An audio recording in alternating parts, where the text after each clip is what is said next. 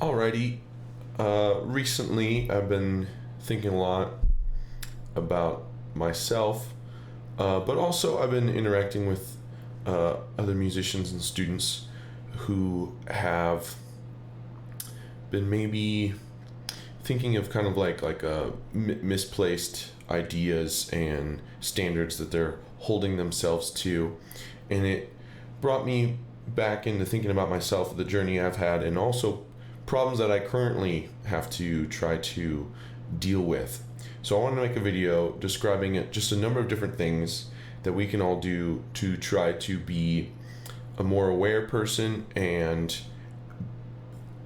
find more enjoyment and progress more efficiently as a musician. So starting off, we have don't demand that you progress every single day. Just try to enjoy some jamming.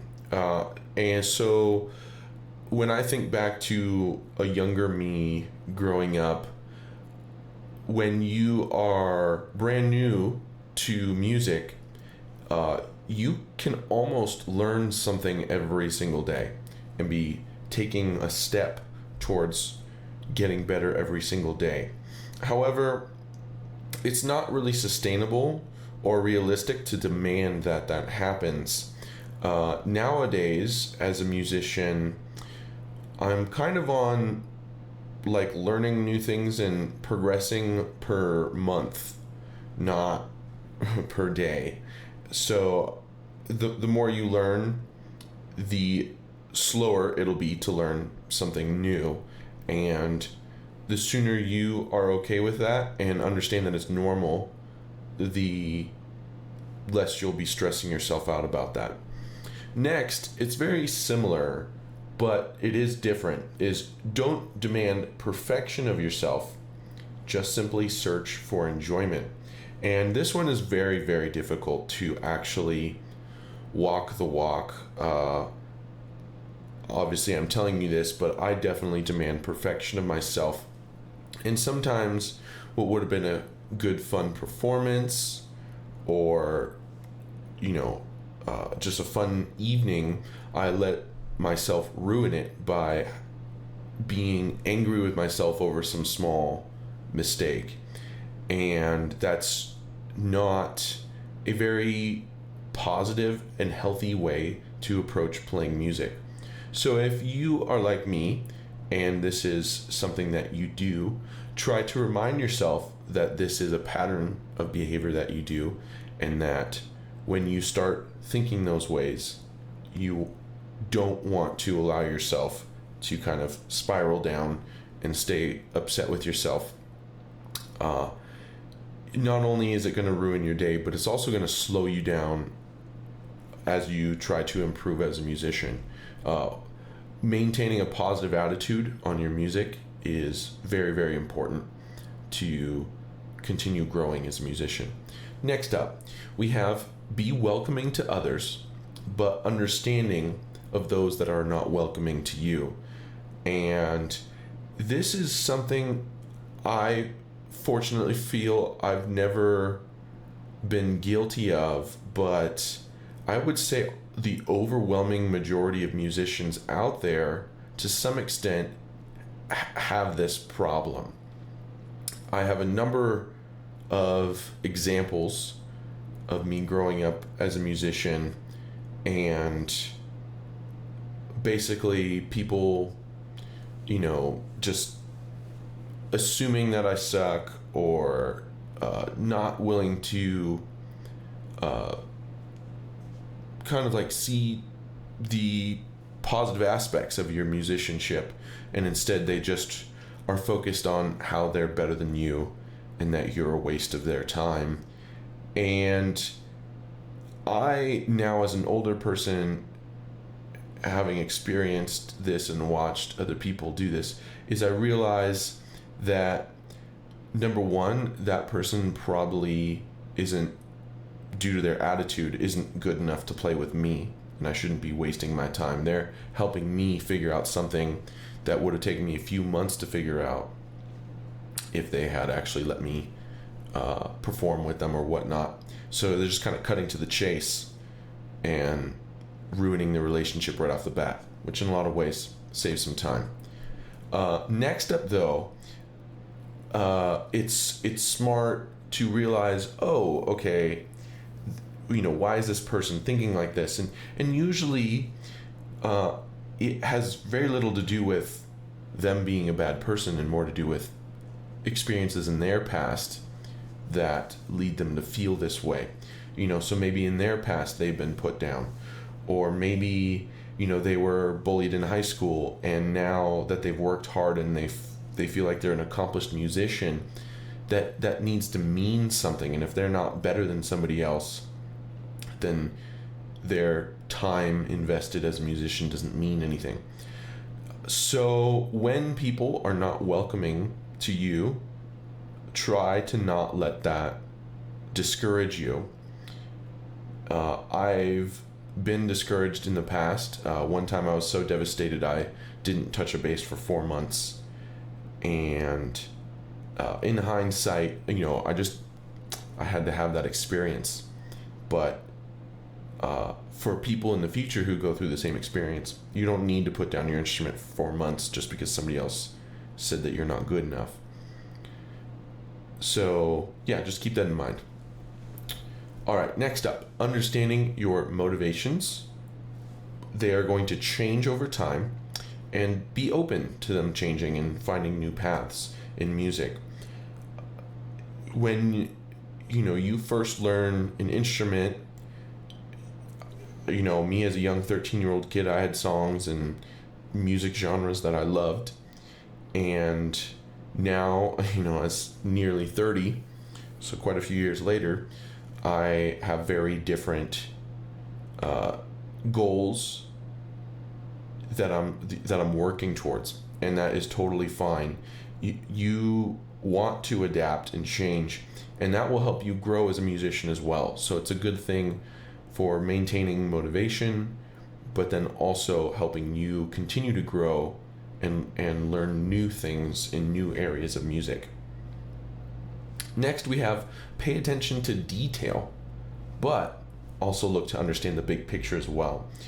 I think as a younger musician myself, I was not as highly attentive to detail. And so I'd play things slightly differently because it was easier, and I wouldn't even realize it. It's almost like your mind rearranges the song slightly into something that you're more familiar with and you feel comfortable doing, and you don't even realize it, that it's happening. And once I understood that and demanded of myself that I didn't subconsciously take shortcuts in music, I do feel like my playing progressed significantly. Next, this one's kind of a given, but you'd be surprised. I feel like a lot of musicians need to hear this more often, is work on your people skills as well as your musical skills. Often I find that people expect that just because their musical skills are good, that things are going to pan out for them in music. But if you take just about any other aspect of life, just being good at something is not good enough. You also need to be a respectable, nice person. So when I go and I see these other bands and they're fighting with each other or just being jerks to each other between songs or whatnot, there's no time for that kind of attitude. I'm here for the music, and it's very easy to be a good friend and compromise with people on things, and if you can't do that, your music will suffer. Maybe not immediately, but it will in the end, because you're stopping yourself from being friends with a large number of people. You're pushing other people away. You're creating bad experiences. Maybe venues won't invite you back to play there. and all of that is going to harm you in the end. Next up, it's similar, but it's different. Same as a couple examples earlier. Singular ability is not valuable. Make friends. And this follows a lot in the same category, but it is a little bit different. So if you think about what people want to watch, do they want to watch a single person, doing their music by themselves? Some extent, maybe if you're, I don't know, Justin Bieber or something. But when I go and I play, what people are coming to watch is my interacting with my band. And so that's a very much a teamwork thing, and that's what other people are wanting to see. So if you are good at music by yourself, but you have no ability to communicate and play with other musicians, then you haven't completed yourself as a well-rounded musician. Being able to interact and play with other musicians is extremely important. Next up, be open to learning. This can be a pitfall for some musicians who feel like they've kind of reached their goals, or they're happy with where they're at.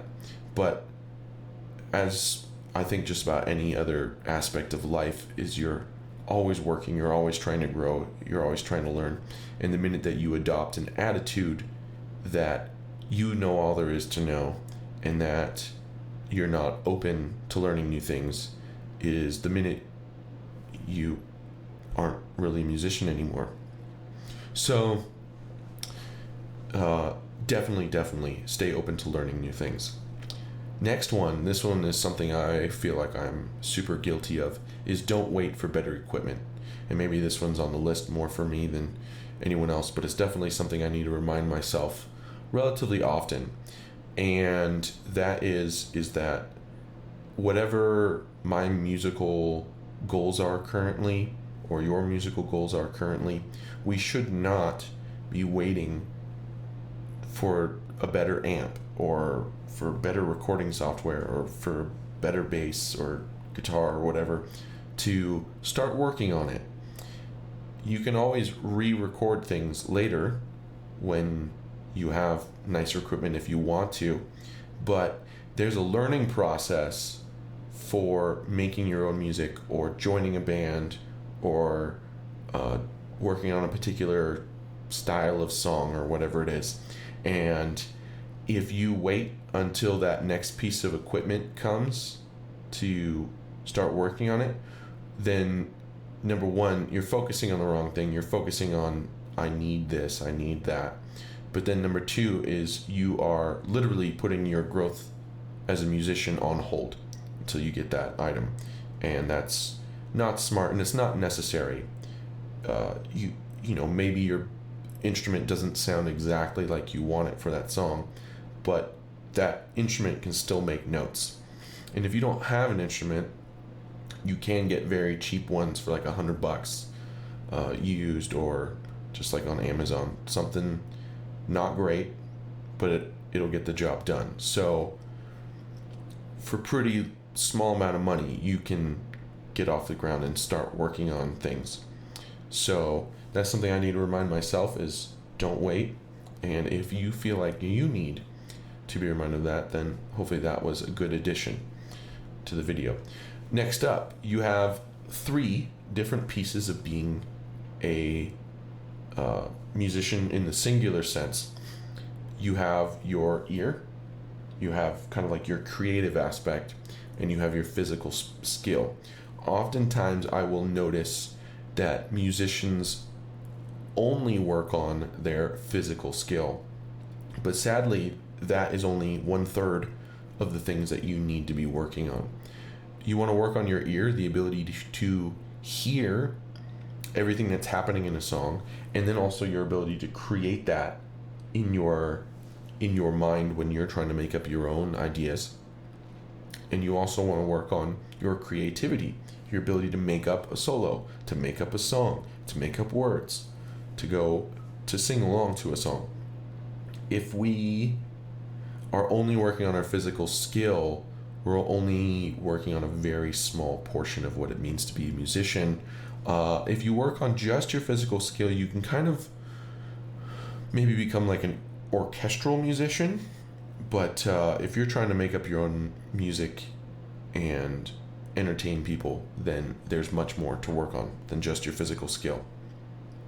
Next up, even a bad experience is good if you can learn something from it. And as kind of expressed earlier with me talking about a story of me being told I wasn't good enough and being pretty upset about that for a while, it taught me something good. And obviously the something good is that pairing of me working with that other musician was never going to be good anyways, and so it saved me some time. So there we go. It also teaches you about your personal values. So if you join a band and they want to play this type of music and they want to spend their time I don't know, smoking pot or whatever it is, and you don't share those values, it's probably going to not be a great experience, and eventually you're going to leave the band. But guess what? Now you learned that, this band, like if I join a band that they're going to waste their time just kind of like hanging around, then that band isn't for me, right? So you've learned something about yourself. There's nothing wrong with being with a band that they just kind of like to hang out. They're not trying to be the best musicians that ever lived. They're just trying to have fun and hang out and whatnot. And that's totally fine, right? But you have to learn about your values. So having bad experiences is really the only way to know for sure what those values are. Next up, we have counterbalance your weaknesses. So kind of all of the things discussed previously, you may fall victim to one of them or another. And if you are aware of them, now you can counterbalance those weaknesses. So let's say you only focus on your physical skill. Well, now you're aware of it. So now you're going to want to counterbalance that and intentionally spend some time working on your ear training. Spend some time working on making up ideas on the instrument, your creativity, right? So whatever your weaknesses are, once you are aware of them, you can work to balance them out so that way you are a well-rounded musician. And lastly, which maybe should have been a little further up in there, but it was kind of like a last minute thought, is don't let your ego get in the way of your music. And this is something that probably I have been guilty of, and many other people are guilty of. In a lot of ways it has overlap with a lot of the previous topics. And what we're trying to avoid is making yourself more important than the music. And this can manifest, meaning it can occur in numerous different ways, whether that is you not giving it your best effort because somebody else in the band hurt your feelings earlier in the day, or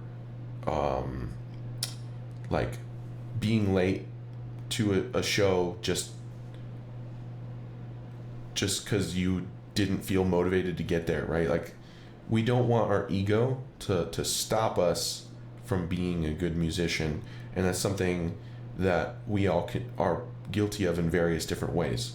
So it's kind of like check yourself before you wreck yourself kind of a thing, where you want to be aware of how you are behaving and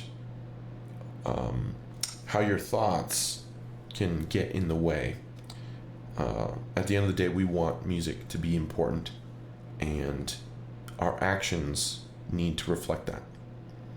So those are a long list. That is a long list of a bunch of different aspects that I think are important to be aware of as a musician, to be working on, to try to be better and more well-rounded, and also to be aware of to help you stay positive and motivated in your musical journey.